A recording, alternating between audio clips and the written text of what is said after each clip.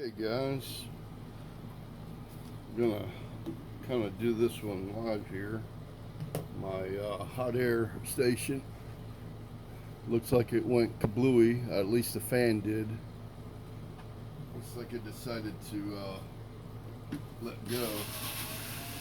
So I'm gonna try to see if I can repair it or if it's time to replace that blower.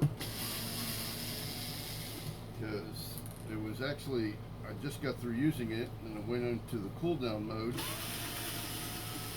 when I heard what at least sounded like the blower motor on it came apart. So hopefully it's nothing real major. Worst case scenario is I have to buy a new blower motor. So we here always try to fix things first in-house before we can go out there and start buying replacements.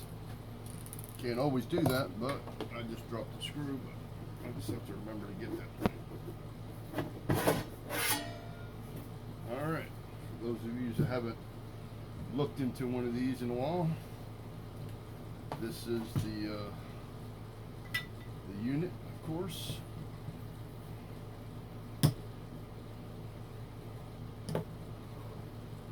And here's the blower motor. See if you guys can see that. We're going to try to see what came apart in this thing. But we're going to have to cut some stuff. Hold on a minute. I got to go get some tools.